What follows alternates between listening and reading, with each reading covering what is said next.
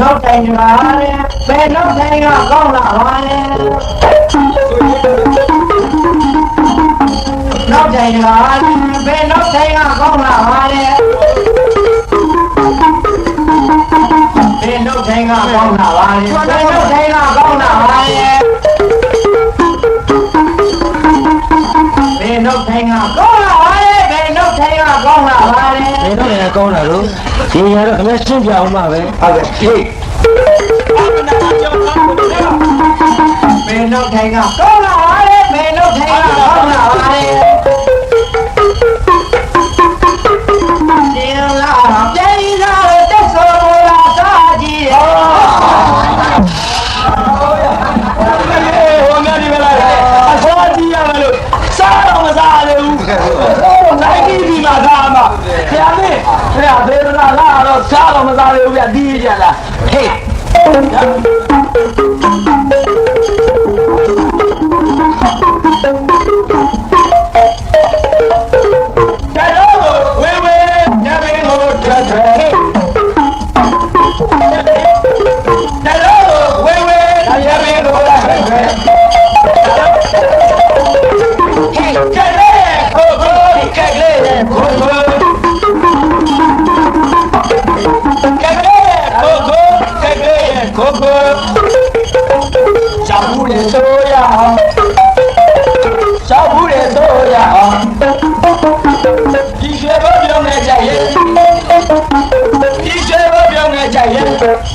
လိုက်ပြရစေ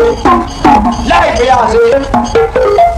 စိတ်ပြစေရဲ့လိုက်ပြရစေဒီဘယ်လိုက်ပါလဲမသိဘူးကိုကကျမကိုခေါ်နေခေါ်လာလက်သာကြည့်ရတော့ဘာလို့လဲ6လူရှိတယ်ဟမ်ဘာထူးလို့မကြောက်လို့လည်းမဟုတ်ဘူးဟုတ်လားဒီကကိုစီကြီးအတူတူနဲ့ဒီမှာသူစားနေအောင်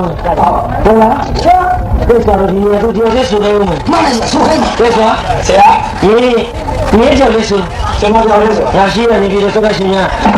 ကြားရတာကြီးဖြေလို့နေတဲ့ခါအမင်းတို့ဆွေးရလူတွေကလူများစုဆိုတာဟုတ်ကဲ့ငါကတယောက်ဖြစ်တည်တာတယောက်တည်းကဲနင်းလိုက်ဆိုတော့မစော်ရချာရမ်းရငါကြီးတဲ့ဆိုရင်လိုက်နေမှာစိတ်ချလိုက်တယ်မင်းကစိတ်ခေါ်တယ်မို့စိတ်ခေါ်တယ်ပြောစိတ်ခေါ်တဲ့ဆရာလာခဲ့လုံးစားမြလိုက်ပြရစေလိုက်ပြရစေလိုက်ပြရစေလိုက်ပြရစေဆိုတဲ့ကလာလိုက်ပြရစေပြလိုက်ပြရစေပြလိုက်ပြရစေလိုက်ပြရစေဒီလိုက်ရတာဆရာကြီးဒီလိုက်ရတာဒီလိုလိုက်လိုက်နော်လိုက်ပြရစေ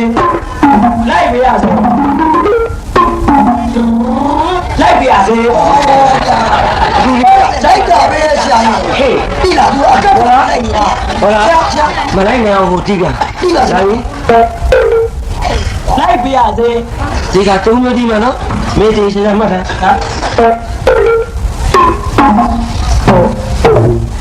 လိုက်တော့3မျိုးဒါပြီမင်းလက်ဒါမင်းလက်ချောနော်လိုက်ပြရစေ3မျိုးနော်လိုက်ပြရစေလိုက်ပြရစေတော်လေးဟောရတယ်ဗျဟဲ့ပြလိုက်ပြရစေဟုတ်လားလိုက်နေပြီနော်မှာဒီတော့ဒီလိုက်နေဒီလိုက်နေတာလိုက်နေမလိုက်လို့ချလိုက်ပြရစေလိုက်ပြရစေပြလိုက်ပြရစေ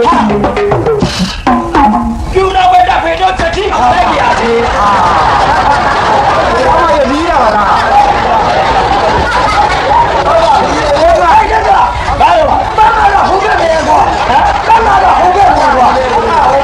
所以我来你也说啥呀？我找着吧，这个人不找着吧？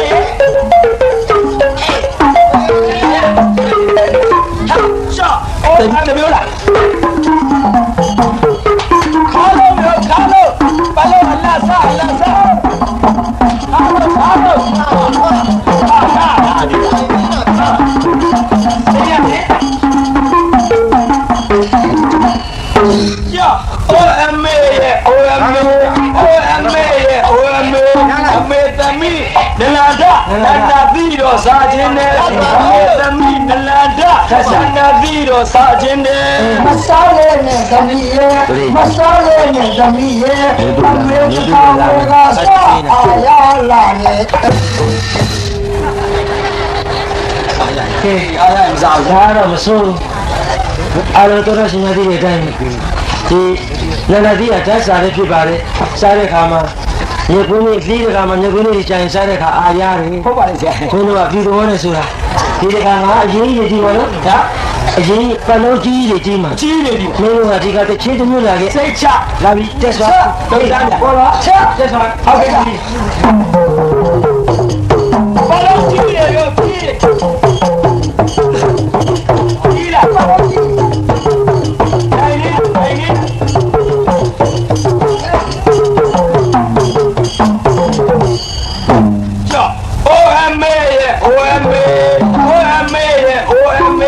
အမေသမီးအပြိုပေါလူမျိုးနှစ်ယောက်တော့လဲလို့လာတယ်အမေသမီးအပြိုပေါလူမျိုးနှစ်ယောက်တော့လဲလို့လာတယ်ယူလေးနဲ့သမီးရဲ့မယူလေးနဲ့သမီးရဲ့အမေတခါလေးယူမအာရလာ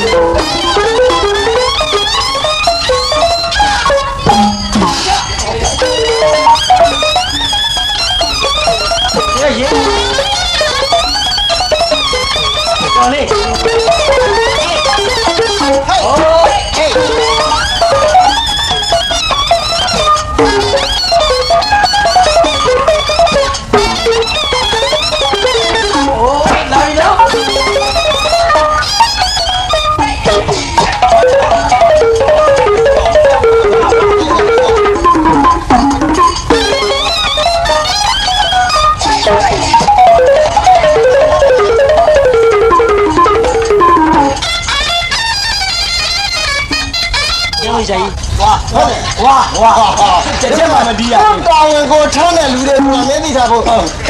呀，刮刮巴的。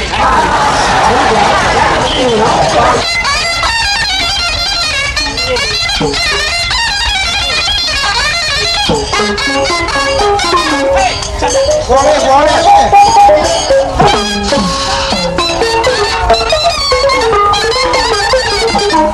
来。嘿。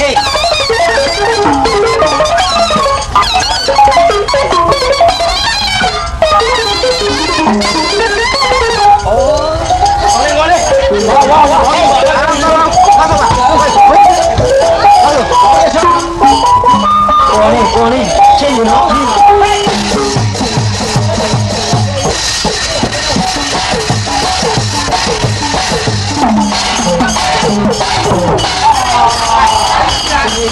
မိုးနေမှာချွေချက်နဲ့ဘာလို့ချွေလိုက်တာဟေး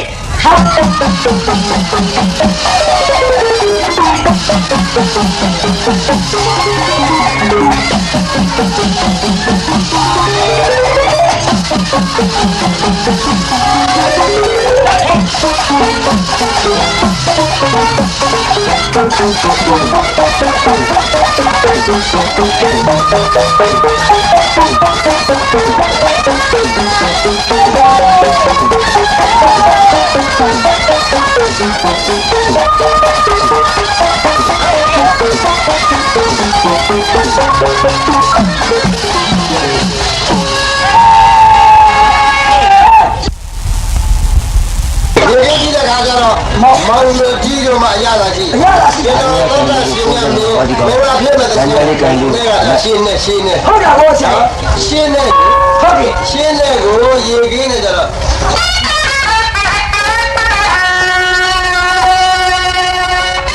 ဟဲ့အမြင်ကတယ်ဆရာဒီတန်ကြီးကိုအဲ့ဒါလည်းမပါဘူးလားအဲ့ဒါလည်းရေခင်းနေမှာဟုတ်တယ်ဟာတဲ့ဒါမော်ဒီယာဟုတ်ဆရာ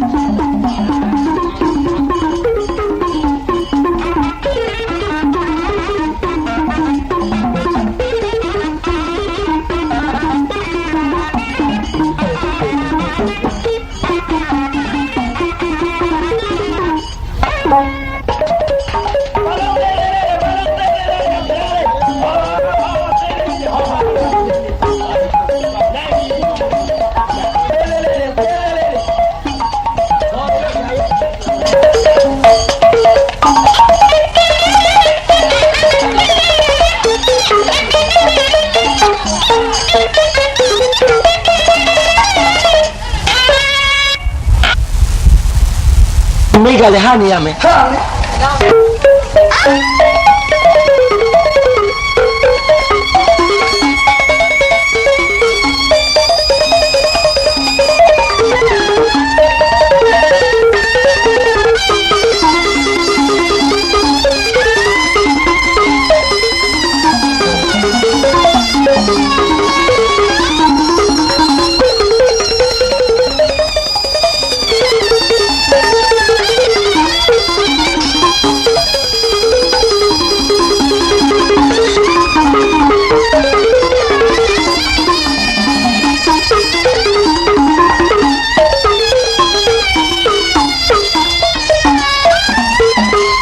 ရေရှာက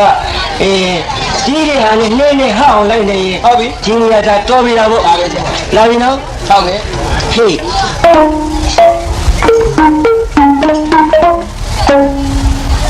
ယူရဟောယူရလာပြီယူ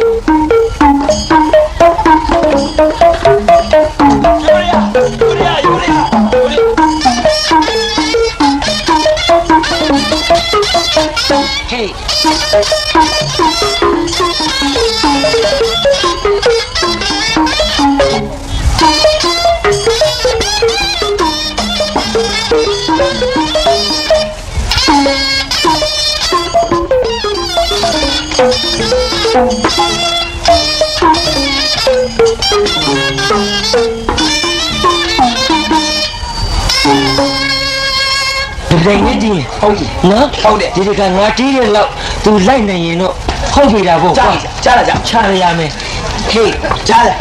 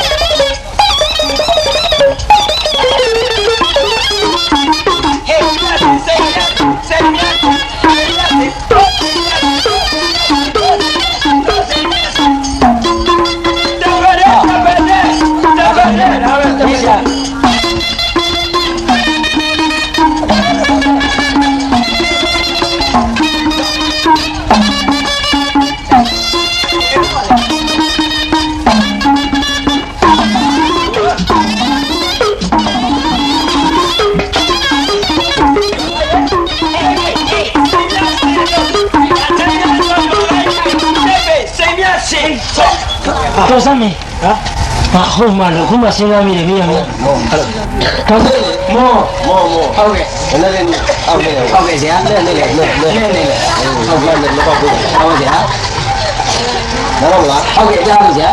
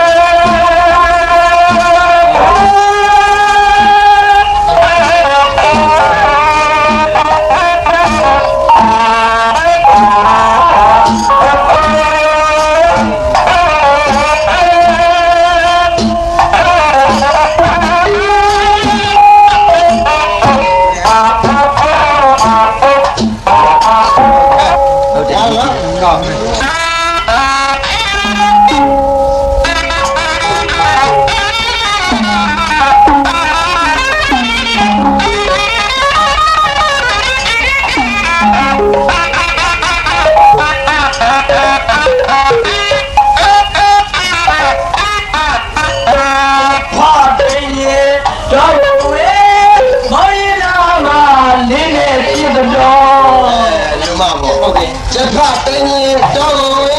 နောက်တော့ပြီးတော့ဟုတ်ကဲ့ဟဲ့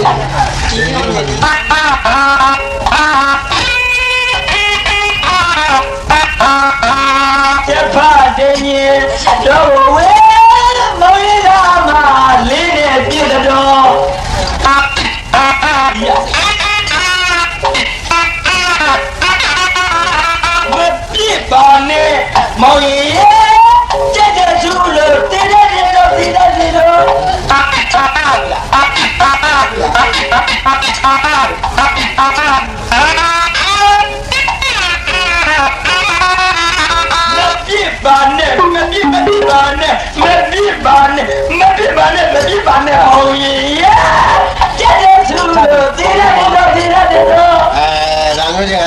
လို့တော့ငါဆိုနေမှပြီးတော့ဟုတ်လား သဘောတရား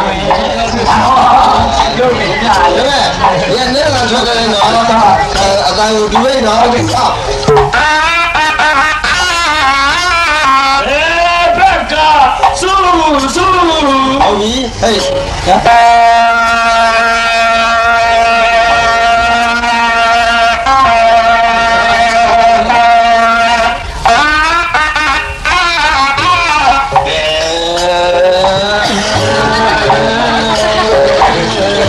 ဟေး ဘက်ကဆူဆူ အားတော့ကြာကြီးရဲ့ဆရာဟုတ်လား ညာဘက်ကဆူဆူညာဘက်ကဆူဆူညာဘက်ကဆူဆူညာဘက်က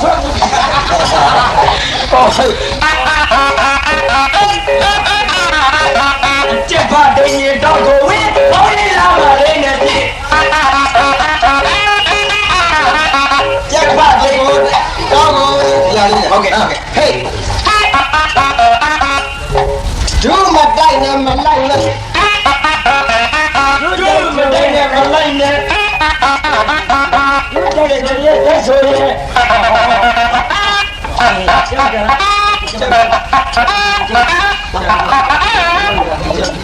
တော့ကျွန်တော်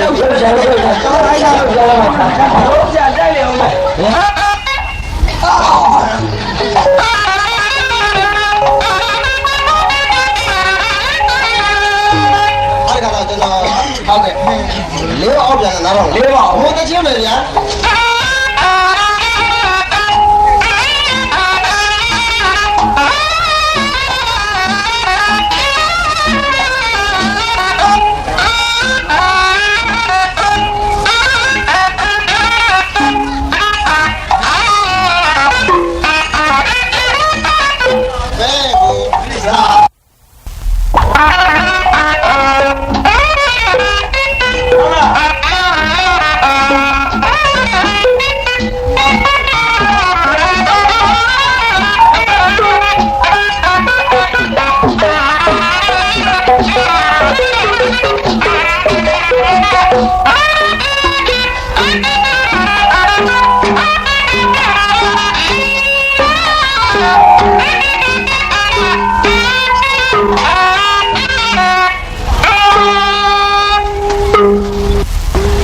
ကဲ စိတ်တာဝင်တော့ကြည်လေးတော့ဗျာ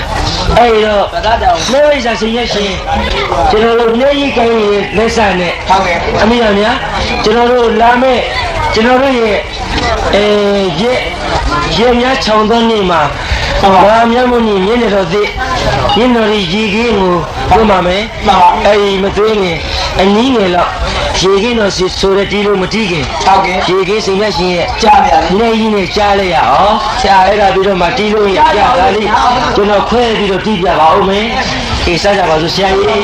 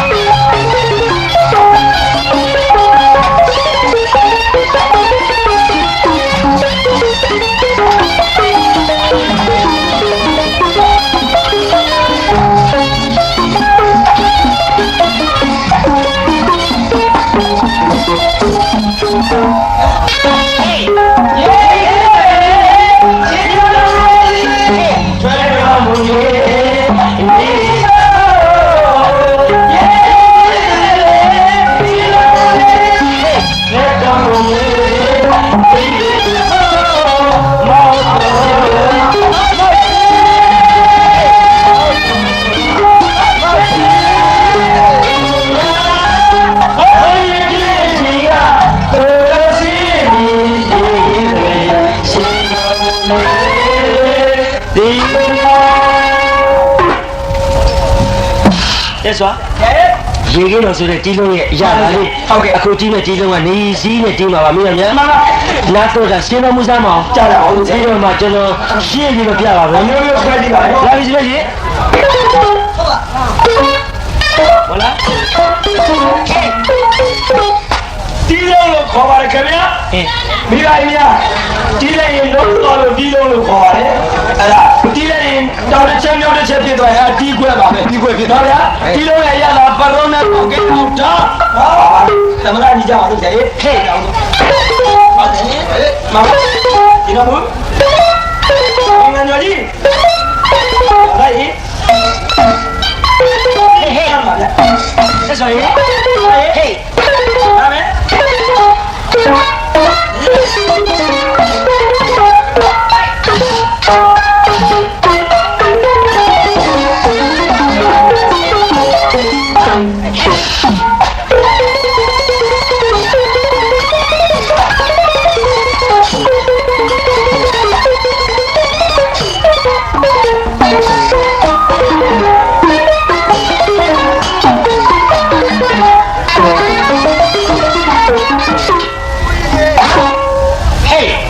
တက်ဆိုရင်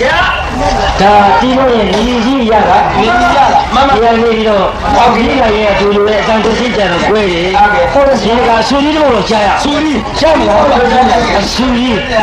နှမျိုးနဲ့စဝေဖန်ရအောင်မင်းတရားနဲ့စာအယောင်အတူတွေတို့ကြည့်မှကွဲပါတို့ကြည့်မှကွဲပါတယ်ခင်ဗျာနောက်စားတယ်ဒီကရေကြီးတော်ရဲ့တီးလို့နဲ့ယခုတီးပြန်မှနဲ့ရှင်းပြကြည့်တာရှင်းပြပြီးတော့နောက်တော့ရှင်းကြည့်ပါမှန်ပါဟောဒီကအဆူကြီးမှာလာလေ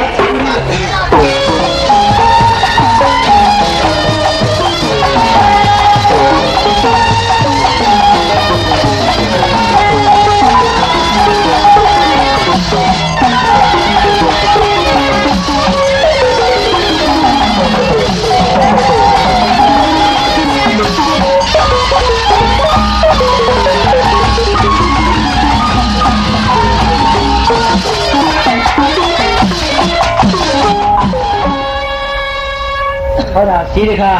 ခေရဲ့မူလေးနဲ့ငါတို့ဆေးကြည့်ပါဟုတ်ကဲ့ကြားအောင်ကျက်ဆိုရင်ကြားလို့ဆရာကြားလို့ဆရာလာပြီဟေး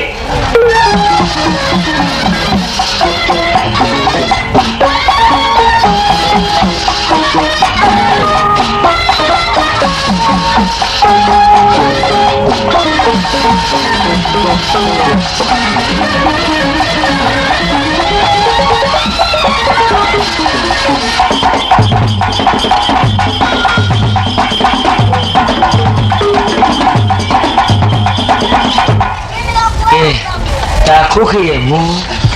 နော်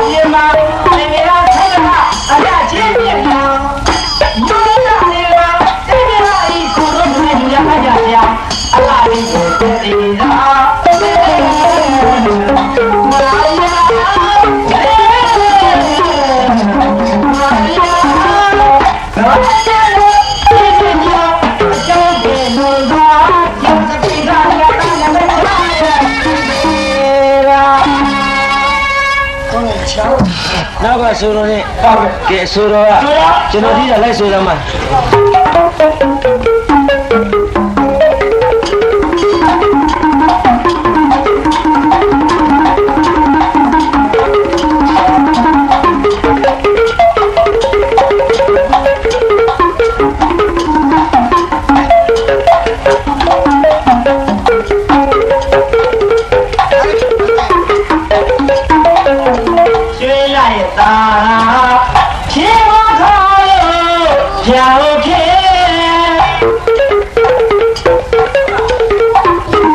တက်စွာ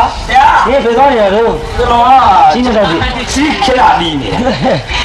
ရွှေလိုက်ရတာသာကြီးကိုခါလို့ဖျားကိုခင်း ဟောဒါကတော့လေ ရှေ့တော့က တမီးလေးပြောတာ သမီးစားမှာ ဟုတ်တယ်ဆရာ အေးသမီးစားစကားပြောတာဆိုရင်မနှွေး ဟုတ်ကဲ့လူမျိုးပါဗျာ ဒါလေးကိုမြတ်ဆိုးဆိုနဲ့ ကိုမြတ်ဆိုဆို ပြီးတော့မင်းနဲ့ဆိုရမယ်နော် ကျွန်တော်ဆိုအောင်ပါ နော်ကဲ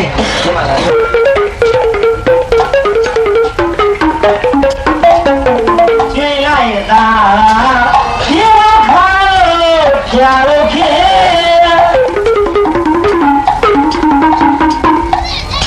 ရာလို့ကြည့်လို့ရေကိုချတယ်ဘာဖြစ်နေတာလဲဟင် ဘာဖြစ် ဟေးဘာဖြစ်တာဘယ်လိုလုပ်လားဟင် ဒီကဟောမမစားသေးလို့နေမှာပါဟောပြည့်လာပါလားမို့ရောက်ကုန်ဟောရောက်ကုန်စေနာကောင်းတဲ့ဘဲ ဟေးကို ဆိုရင်ကျုပ်ဆိုမယ်ပဲ ဘယ်လိုပါ ဟိုဒီသား မင်းကလာအောင်မှာဟုတ်ကမင်းကလာအောင်မှာမင်းကငါပို့ထုတ်ဝင်မယ်လို့နေဦး ဆိုရင်တော့နည်းနည်းဆုံးပြကြဘယ်ကနေတာလဲဗျာ ဟေး ဆုံးမနေစီရတယ် ရာကိုချိလို့ရေကိုချတယ်အဲ့ဒီရောက်ပြီနော်နော်ရွှေလိုက်တာပြဆို ဗျာ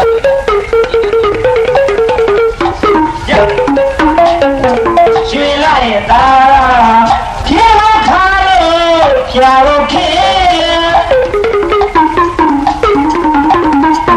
ရောက်ချင်လို့ရေကိုချတယ်ရောက်ချင်လို့ရေကိုချပြီးတော့လည်းတိုင်းနေ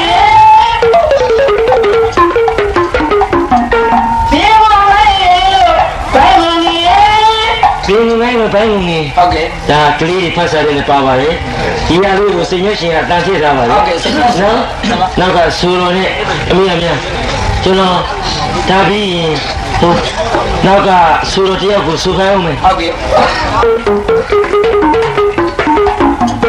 ဘင်းဘိုင်းငင်း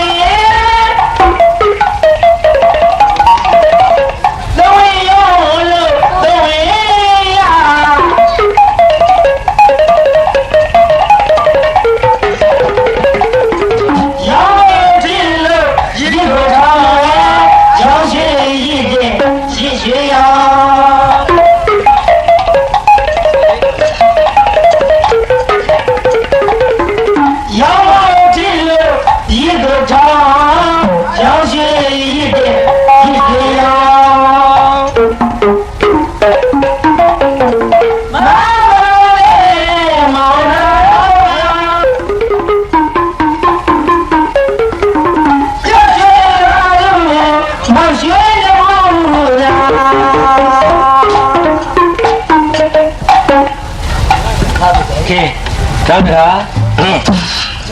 ဆိုတော့တယောက်လာခဲ့ပါဆိုတော့ကိုချစ်စား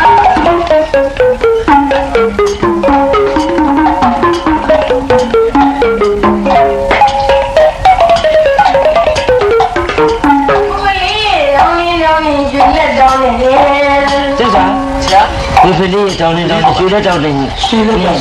အဲ့တော့မင်းကြည့်လား ကျွန်တော်လည်းမသိတယ်ခင်ဗျာ ဟင် ဘုရားမသိရတာပါဗျာ ဟောမသိတာ ရှင်းပြလာပါဗျာ ဒီဖလီဆိုတာရှေ့တုန်းက ဟုတ်ကဲ့ အခုခေတ်လိုကွန်မစစ်တွေပါမပေါ်သေးဘူး ခုံးဖတ်ဆက်မှာ အဲ့ဒီကိုယ်ကိုဖလီနဲ့ဖတ်တာ အော်ဒီလို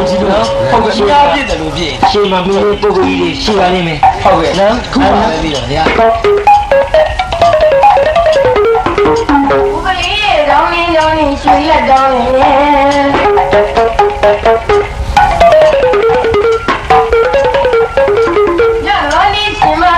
让你心嘛那个心里了心里了。你问我处理了啦，这路路上嘛，这个。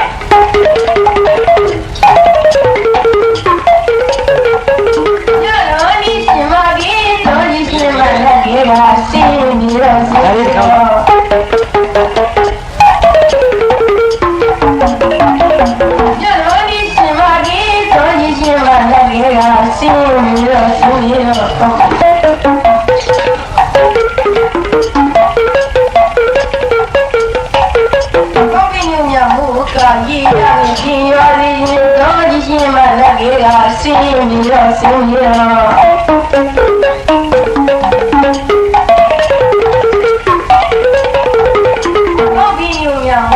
ကရည်ရမည်ကြီးရသည်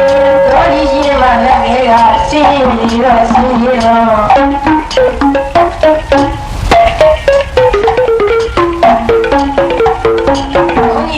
ဝါကြီးဆောင်တဲ့ပုံကြောင့်မောကိုယူပြီးမူကျူ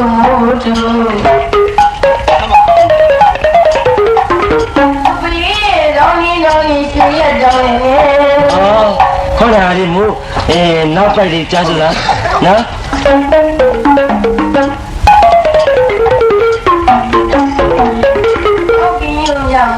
ကရည်ရမည်ကြီးရသည်တော်ကြီးရှင်မလက်ကြီးကဆင်းပြီးတော့ဆင်းပြီးတော့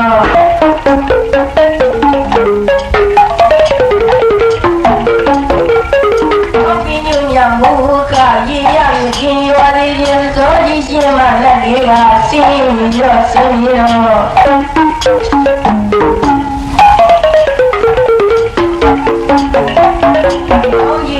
ဝါကြီးဆောင်တဲ့ပုံကြောင့်မောကိုယူပြီးမူကျူ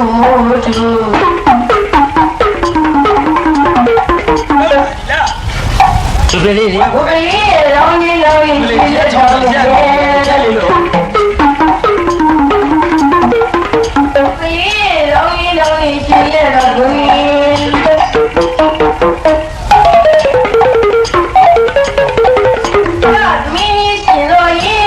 ်ရှင်မလက်ကြီးကဆင်းပြီးတော့ဆင်းပြီးတော့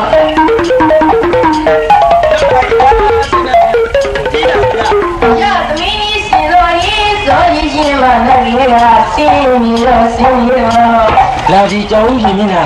နဲ့တူတဲ့ကောင်ဒီလိုက်ပါစားဆော်လာရတော့တိုင်းနဲ့လာပြီဟမ်မင်းကရှိရဒီတော့မလိုက်ဆိုတာဘုရားဆိုရတယ်နော်ဟုတ်ပါရေးစနော်ဟေး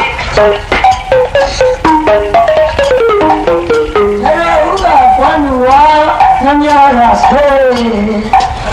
你这家长呀，你要给，我们那人家啥都不表露出来，我终于俺你就啥了，知道吧？အလို့ဆိုတော့တာဝန်ကိုဘာပြောရမလား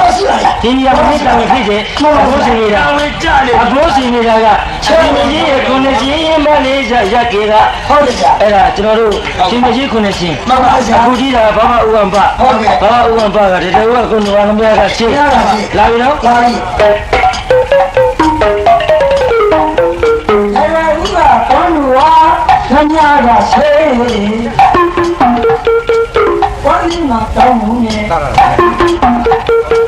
ဝါလီမှာတောင်းမှုနဲ့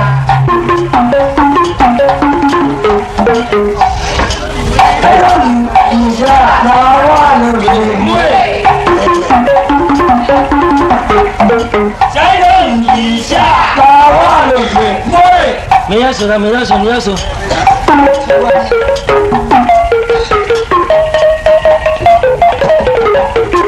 တရားနေရာကိုလူပါလေဟာတရားနေရာရလို့ပြေမွေးလာပါလေကိုလူပါ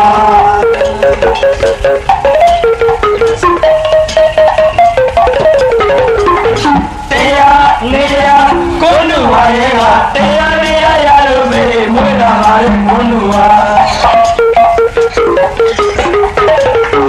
သူမြတ်တာထားစားစားရစေအလွန်ကြီးကိုချစ်ကြပေးတာဟုတ်တာပါဘယ်အလွန်ကြီးစားမှာလွန်ကြီးစားဘယ်အလွန်မနေလားဟေးကျောင်းရှိသူမြတ်တာထားစားစားရစေအလွန်ကြီးဟိုချင်းတော်ရဲ့နဲ့ဖဲချင်းတော်ရဲ့နဲ့ကြားတော့ထားတော့ဟုတ်တယ်ဒီကမင်းဆိုဟုတ်ဆိုမင်းပြောလို့ဆိုတာဟုတ်ပြီမင်းဘိုလာဘုံမင်းအနေယူရှင်လားမို့လားဟုတ်လို့တော့နော်အဲ့လိုမင်းဆိုတော့ဟုတ်ကဲ့မင်းခေါင်းမလို့ညာ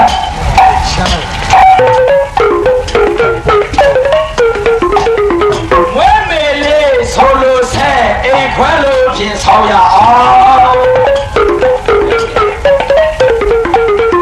ဝဲမေလေးဆိုလို့ဆဲအိမ်ခွဲလို့ပြင်ဆောင်ရအောင်မဲသာဆို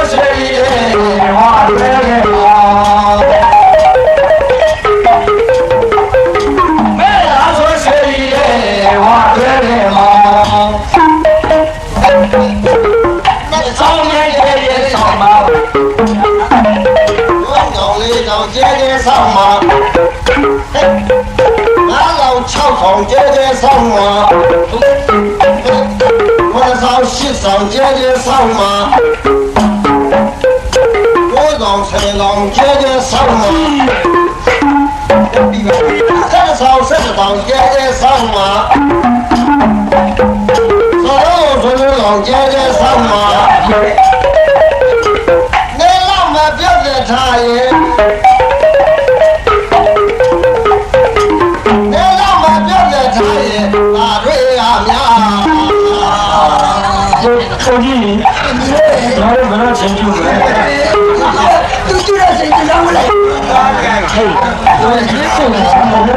ဒီစာဒီစာဆိုးမယ်ကမေးဆုံးပါလားကမေးဆုံးနော်နိုင်အောင်လေးနေလောက်မဲ့ပြောတဲ့ထားရဲ့နေလောက်မဲ့ပြောတဲ့ထားရဲ့နေလောက်မဲ့ပြောတဲ့ထားရဲ့မာတွေကဗျာနေလောက်မဲ့ပြောတဲ့ထားရဲ့မာတွေကဗျာသားတွေက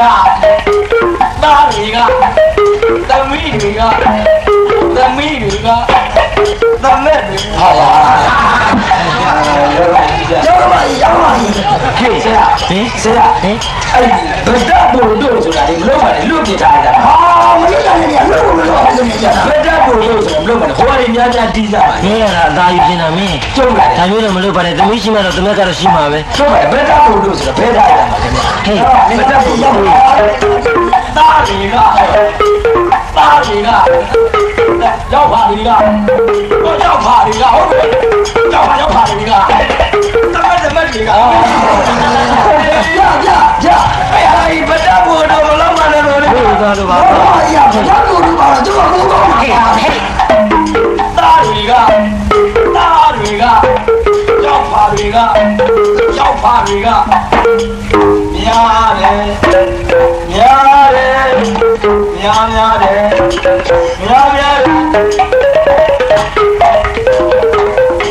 နေလာမေပြုတဲ့ထားရင်အားတွေကများ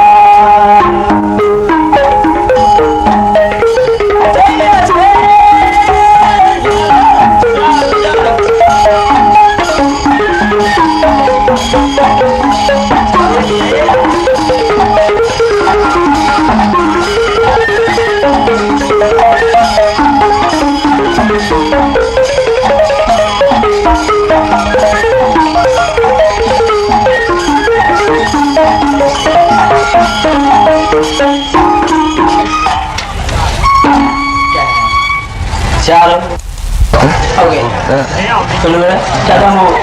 ဟောမနေ့စောစီပြောရတဲ့ကနာပိုင်းချလို့တာဝန်ကိုစီရတယ်အားပေးကြတဲ့ကိုဝင်းဝန်သားရှိပါတယ်ဘယ်ဆိုစနာတဲ့ကနှစ်ဖက်လာညီညီလေးလက်ပဲရင်းနေအောင်နိုင်ငံရောရောရင်ထွက်စီ